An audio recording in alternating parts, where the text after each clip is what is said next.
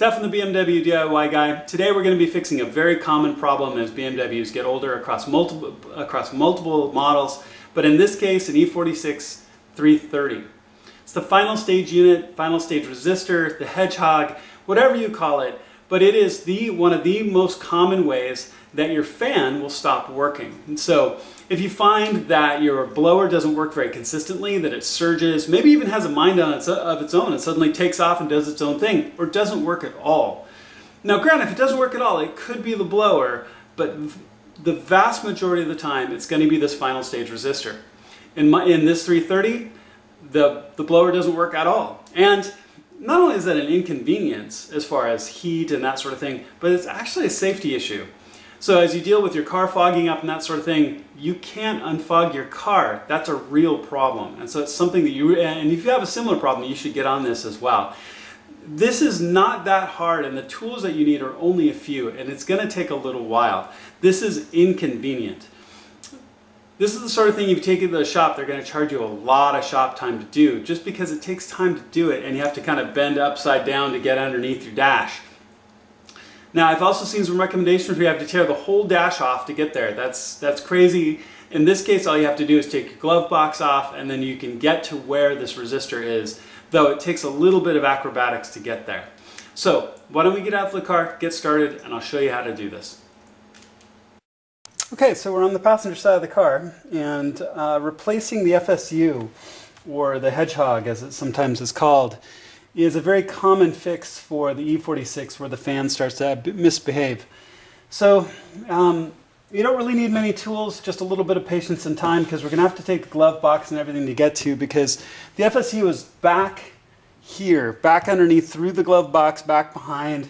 And so some of this is going to be a little hard to show, simply because I'm going to have to navigate the camera, show you what I'm doing or what I'm going to do, and then do it and then show you again, because the angles are all so extreme.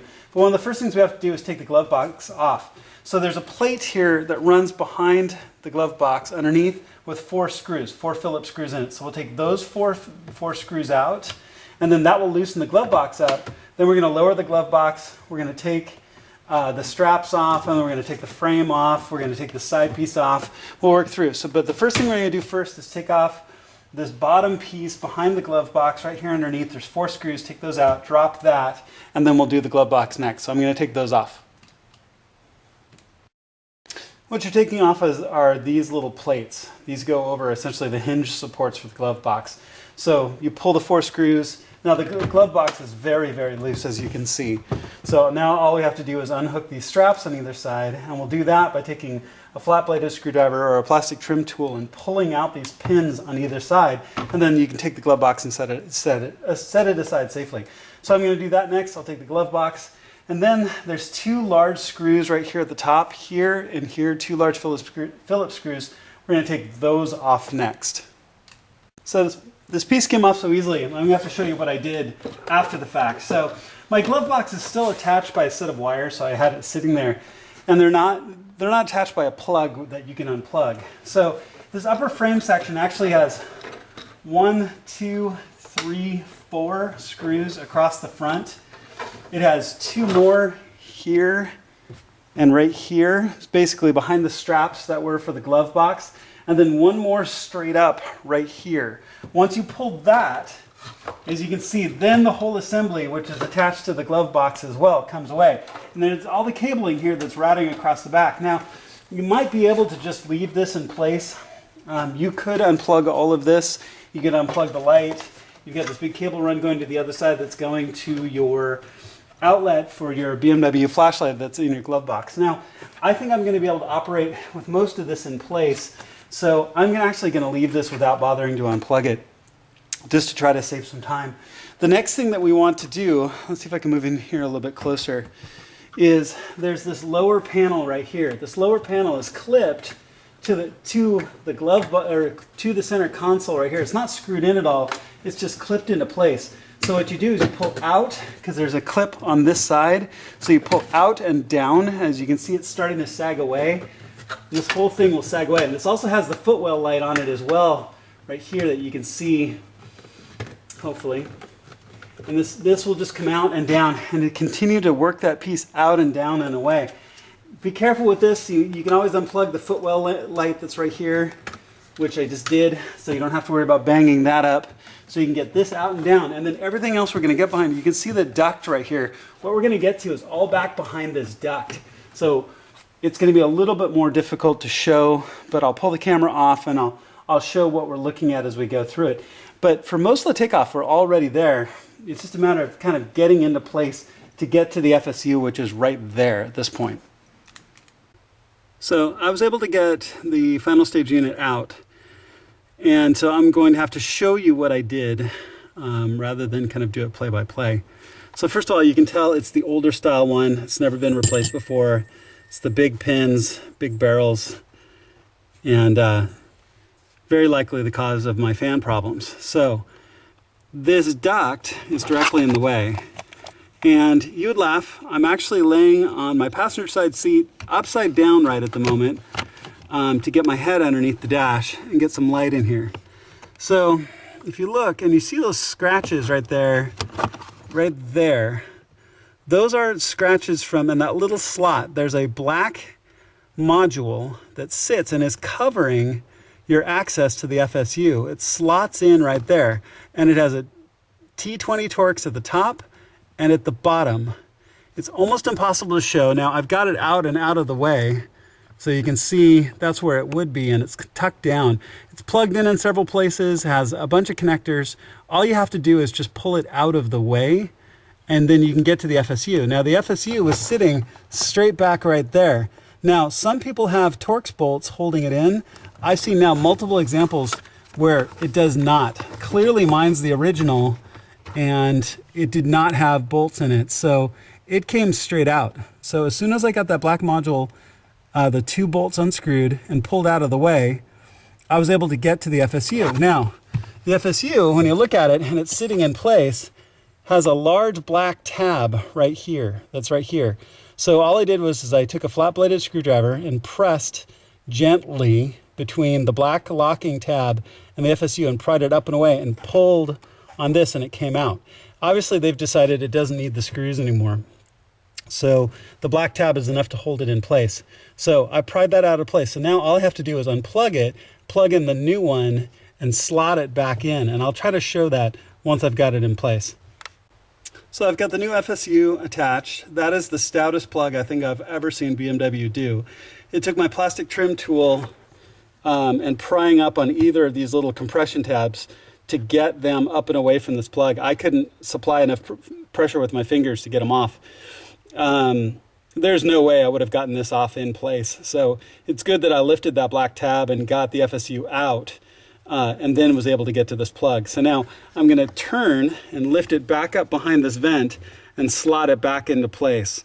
So I'll get that in, and then I'll do my best to show the black module that's covering the FSU. So the FSU is slid back into place. It only goes in one orientation, and because of the way it's shaped. So you should be able to just slide it right back up into place once you get the plug on. Now this is that black module that I was telling you about that's sitting over the top of it. You can see that its little slot back is slid back in right there. Then it's got a T20 on top and bottom that are very, very difficult to show, but you can see them when you have your head stuck underneath here. So then all you have to do is put those back in, and then it's a matter of just simply putting your glove box back on, and we're done. So the black module is back in place. Those 2 T20s, the one on the top and the one on the bottom, really are a bit of a challenge to get in. If this duct wasn't here, it would be 10 times easier. So I did the top first because the bottom you can get to very easily by comparison. And actually that's it right there. See if I can get the shadow off of the bolt if I can.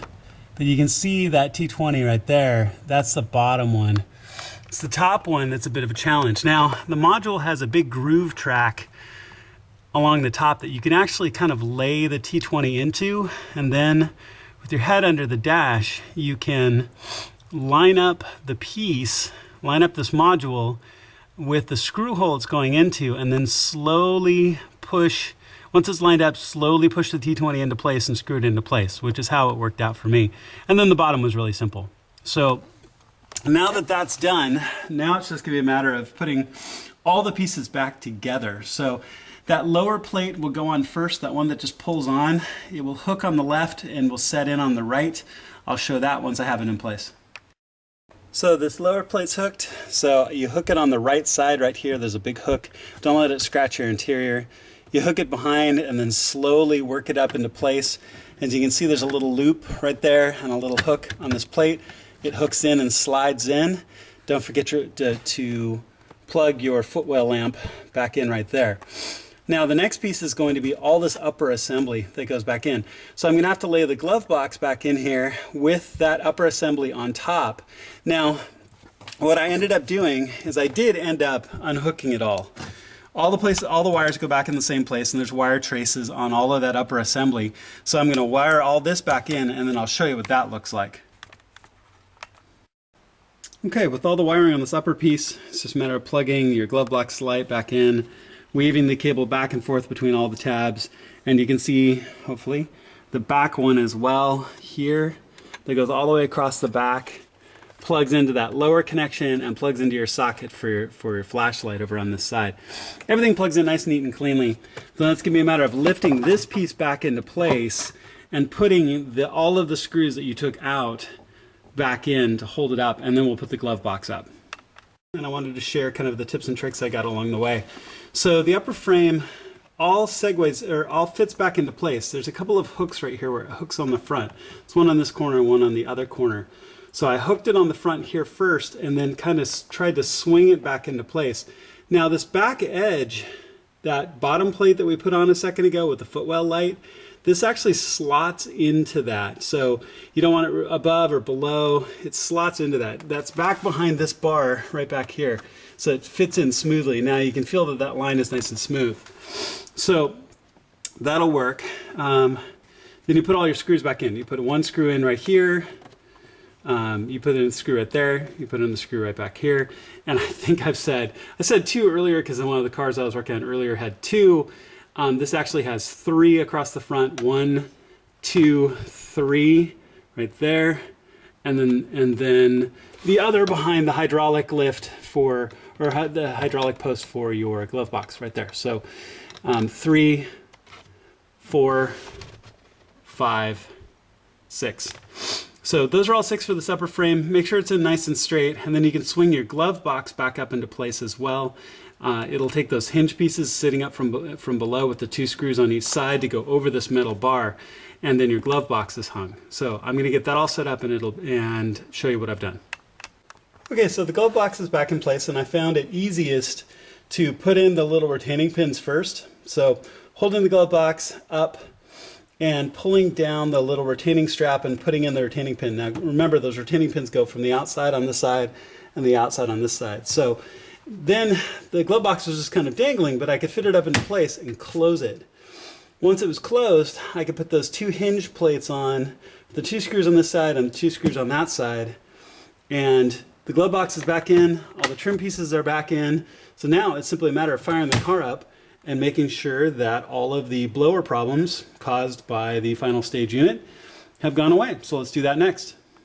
All right, so the moment of truth. So this morning and for the last couple of weeks, I've had no fan at all, which has created some dangerous situations, let me tell you. So, moment of truth.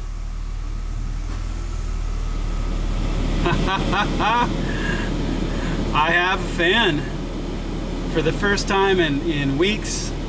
It works, it stages correctly, works right, all the way down to off.